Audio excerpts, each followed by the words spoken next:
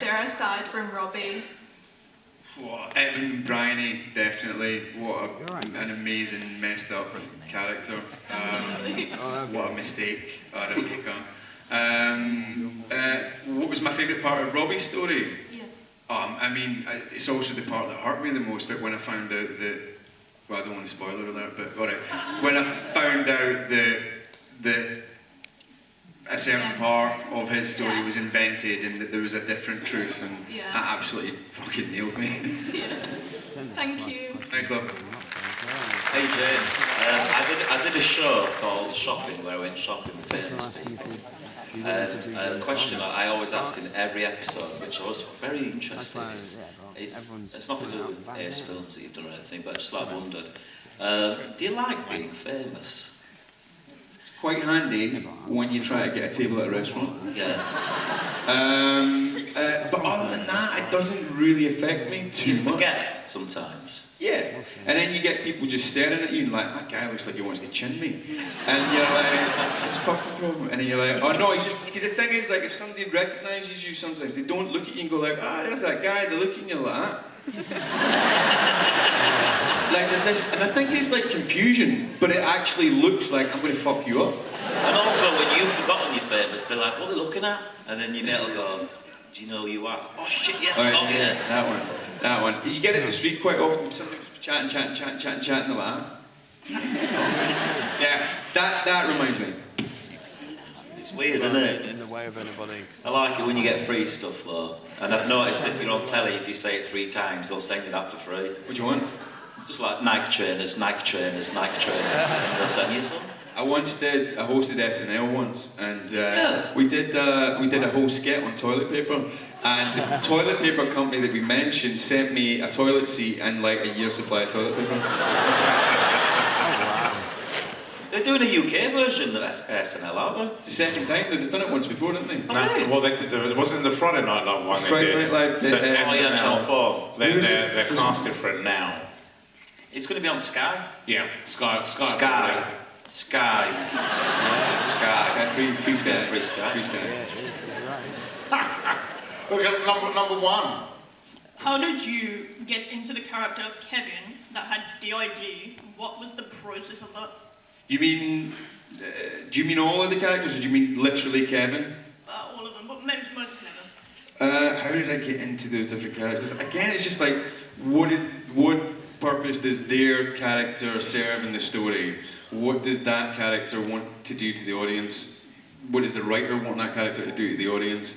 And then figure out what you need. You just basically do what you need to do to make that happen to the audience. You know what I mean? Maybe it's not a good answer, but it felt so clear on the page. And if you believe in the story and you like the story, you understand all the beats of the story, as soon as you start to act that story out, it just starts to feel like it's happening to you. And then you start to do things that you never even planned, you know? So it's weird. It's weird. The way I get into character is the director goes, action. And I'm not being a dick about it. I don't mean that to be like, I don't want to be method and stuff. I literally mean, like, usually if I've done the work, they say action, and you're there, you know?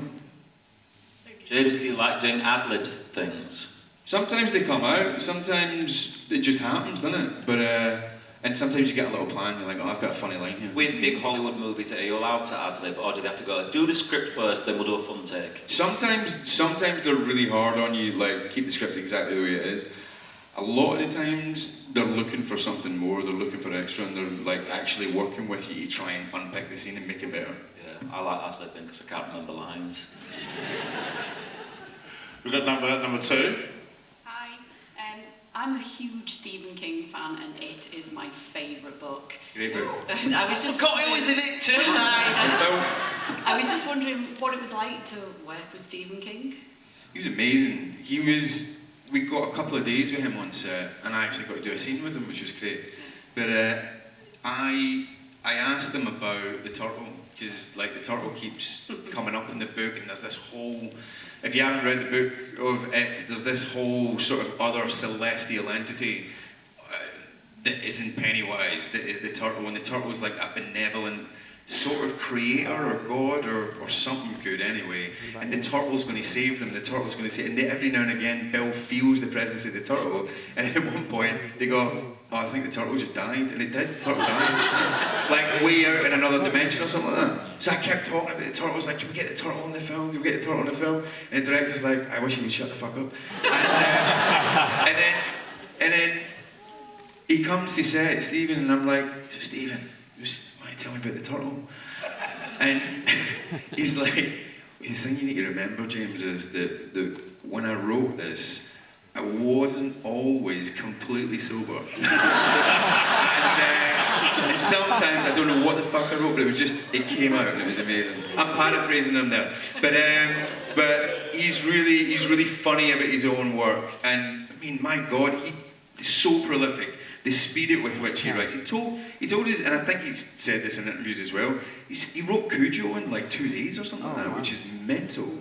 But no, that was quite a buzz. But again, quite intimidating to be on set with a guy that's written and envisaged your character, and when you don't really fit the physical description of the character as well, which happened on Atonement as well. You're a bit like, "Oh God, I hope he thinks this is all right," but he seemed to like what I was doing. How does it feel doing an American accent in front of an American actor? I've done worse things. I was on stage once doing a play where I had to be naked, and I'm standing on stage like this, and there's a little, like the stage is there, the audience are all around here, but there's these 2 little ramps that go onto the stage called vomitoriums. And me and Nigel Harman have to stand in these vomitoriums. He's in that one over there, and I'm in this one over here, completely naked for about 6 minutes, like that. And I just kind of looked to my side, and my sister is sitting at cocktail. Once you've sort of done that, you're like, doing American in front of Americans is nothing. You know what I mean?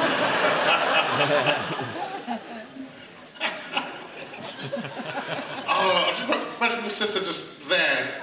I'm not looking. No. Seemed to be enjoying the performance. I got my Willie out on telly once. When you're allowed to, you couldn't do it now, you get cancelled. And my mum phoned me up and said, "Is that really you?" You watched that? Yeah, it's not really, I'm inside it was a prosthetic. And I said, "Mum, you gave birth to me, you know how big I am. If I was that big, I'd go to the toilet whilst I'm in the garden, upstairs toilet." It was moulded on a porno actor, so he had a gifted Willie. And but yeah, that was embarrassing, because you forget that your family are watching things as well, you just forget. Yes. Where we're at number 4. Hi James, I'm Coco, and I'm from China, and I'm now a student in the UK. And I have to say thank you so much for bringing Charles Xavier back, to life. Because back to high school, this character has helped me a lot to go through lots of difficulties. And when I feel hopeless, this character always reminds me of staying hopeful and be kind to others. And now I'm here it's really my honor to express my gratitude to you in person. Thank you. Coco, thank you very much. Thank you. Can everybody just do things like that instead of asking questions? Coco, thank you very much, mate. I'm glad that it helped you through those times. Really appreciate you telling me that. Thank you so much. And my question is... Oh my God. Sorry. No, I want you. Me, like most of the international students, we are about to graduate this September, and sometimes it seems like there are lots of paths in front of us, and we are really uncertain about the future. There's lots of choices and lots of pressures around us, but we don't know which exact path to take, and what should we do? So for people like us, do you have any advice or suggestions to friends like us? What was it like when your sister saw you, Willie, then? That's a hard question. Answer it. It's a hard question. I don't have any particular advice for you, I'm afraid. Try and do what you feel passionate about, because then when it's hard, you still want to do it. But you don't always get allowed to do what you're passionate about doing. Make sure you're doing something. you've got to be busy, because if you're not busy, you'll do your nothing. And do you know what? A lot of the time, you won't know if it's right or wrong until you've done it. So, Like walking on stage on the middle of James McAvoy's interview. I do feel like I must leave because all I did is I walked through the wrong door and they gave me a microphone. And my mate Tom's coming because I'm DJing later at the after party and he's ringing, he's saying, how do I get in? How do I get? I've given him a pass, but I feel like I should go. James gonna go. All right. I'm gonna go. Mate, thank you very much. It's lovely seeing you. if I Ladies and gentlemen.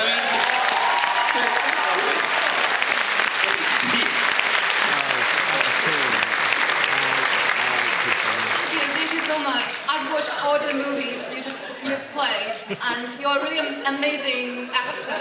Thank you so much. Thanks, mate. Cheers. Thanks, man.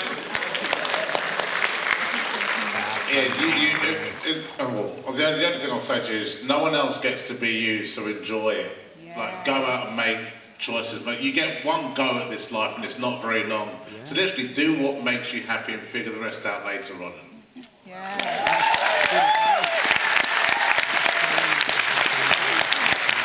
Oh, you got someone at number 3? Hi James, my name's Tom and I was wondering, what's your favourite part about being an actor? Oh, hi there, Tom. I think being an actor allows us to utilise one of the most human things that makes us human. That makes us, if we are better than animals, I don't know, but we've got something special about us that isn't just animal, and that is imagination. And we can sit here and not just go like, all right, your food, I'm going to have a baby with you, and you're not just like, we aren't just animals. We are able to go, I wonder what it's like to be in your shoes. I wonder what it's like to live your life. And it's empathy, and it's imagination, and it means it's just really human. When it's good, it's just really distilled humanity. And I know that sounds a bit of a weird answer, but I think essentially it's just imagining what it's like to be someone else. It's such a privilege to be able to do that and spend my life doing that. So that's what I love most about it, mate. Thank you. You're welcome, man. Thank you. Good question. I heard someone say once, acting, and I do feel it when we've done any sort of role, acting feels like the freedom of play you have as a child, and you get to do it as an adult. Yeah, and it's awesome. Number 1. Hi James, Hiya. my name's Lineke. My question for you, we all know in Speak No Evil that Paddy loves singing Eternal Flame. With lots of passion, of course. My question to you, even though music isn't like a big thing for you, but if you could choose, what would your go-to karaoke song be? I've done it. I've actually done it with the guy who wrote it. Copacabana by Barry Manilow. Which I did a talk show once. He was in the talk show. They went, hey, I hear you sing this at karaoke. I was like, yeah. And they got the piano out and I did it with Barry himself. It was an absolute honour. So, Copacabana. Good choice, thank you. Number 2. Hi James, I'm Phoebe and I'm wondering if you have a favourite actor or actress you've acted with, and if so, who is it? I mean, it's so hard because there are people that you go like, oh, what, you didn't love working with me? Of course, my best friend. I've worked a lot with Jessica Chastain. I think she's an incredible performer, and person, and colleague. I loved working with Jess, so I'd say maybe her, and as a fella, Fassbender's up there, and he was incredible. And Nick Holt as well. I think Nick didn't have the ammunition with the role in X-Men as much as he's getting to show us what he's made of now, and he's just exceptional. Thank you. Thank you, cheers, love. Yeah, we've got time for a couple more. Number 4. Hi James and Sarah, lovely to ask you a question today. I wanted to ask you, you've spoken about how it's challenging to have a script that isn't good. So for yourself, what do you look for in a script when you pick it up? And what advice would you give to any budding script writers out there? I'm usually looking for an angle on a story. Every story's already been told, but an angle on that story that feels a bit different. Maybe it's different in how they're telling it, if not in just what they're telling. If it's an opportunity for me to play or tell the story of a character that I've not told before, or in a way that I've never told it before, something new. But generally it's something that's like, did I keep wanting to turn the page? And sometimes you do that for 20 pages, sometimes you do it for 40, but does it keep you turning till the very end? And that's usually something that makes me want to do it. But I mean, I've done things, and I've done a couple of jobs where I'm like, I'm not sure about this, but I've had to do it because you're a working actor and you need to work. And those are the difficult ones. Advice to writers, I don't know because I ain't a writer. And any kind of time I've tried to write and not just like write an extra line here or there, it's been fairly, well, it's failed. Yep. A couple of scripts out there that nobody wanted to make. So yeah, I ain't a writer. I wouldn't presume to give a writer advice. No problem. Thank you so much. Thanks, love. Over number 3. Hi James, I've been a fan of yours since Shameless. Thanks, love. A long time. I was at the Barrowland Ballroom for the Sybil and Brains. I just wanted to ask you, how did it feel to be there and to get the response that you got from the Glasgow, from your hometown? So, for anybody who doesn't know, what's your name? Jane. Jane was just talking about, I just directed a film in which there's a big, huge musical performance. We filmed it at the Glasgow Barrowlands, and 2,000 people came. We didn't pay them like extras because we couldn't afford it, but came and filled the room, and so we basically put on a gig. And the two guys in the movie performed as if they were just putting on a gig. It was amazing. And so Glasgow showed up and filled that room and gave us some real big movie ending, you know? It's amazing. How did it feel for me? So proud. And that connection with the audience, that 2,000 extras in that room gave us everything. And there is a thing that people in Glasgow do when they go to a gig, which is they shout, "Here we fucking go!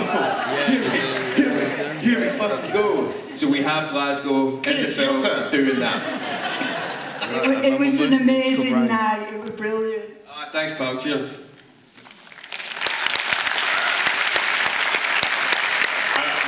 We'll come around to 1 and then to 2. What's your question then, mate? Hi James, I'm Michael. And if you could play anyone in the DC world, who would it be? DC, I mean, listen, Nick Holt's Lex Luthor, so... You what, mate? Nick Holt's Lex Luthor. Yes, he is. Who did I always... As a kid, I loved the Batman, was it 60s or 70s Batman? The one that was really camp and really, like, kapow, that. Oh, Adam West one? Yeah, and I loved the Riddler in that. So, yeah, but I think I'm on record as saying that before anyway, so I don't think it's necessarily news. Me Dad thinks you'd be a good scarecrow. Oh, thanks, cheers. And number 2. Yeah, baby. Yeah, baby. So yeah, my question is, one of my favourite films that you've ever done is Wanted. Honestly, love that movie. Thank you. Very cool film. My question is, what's one of your favourite scenes? In Wanted? Yeah. I mean, it's got to be Professor X kicking the shit out of Star-Lord, isn't it? There's a scene where, where the guy who's playing my mate, who is Chris Pratt, who went on to play Star-Lord, is like, "Yeah, dude, you're the man," and he's having sex with my girlfriend. And I take a keyboard and I smack him over the face, and then the keys of the keyboard fly towards camera and spell the word "fuck you." And little did we know that would be the future Professor X and the future Star-Lord having a go at each other. But that's probably my favourite bit in the film. Oh, do you know what? That bit in the film was, I think, anyone that's worked in an office saw that and thought, I'd fucking love to do that. To so many people in that office. Oh, how great would it be? I love that scene. Thank you so much for answering. You're welcome, man. Movie, baby. Sure.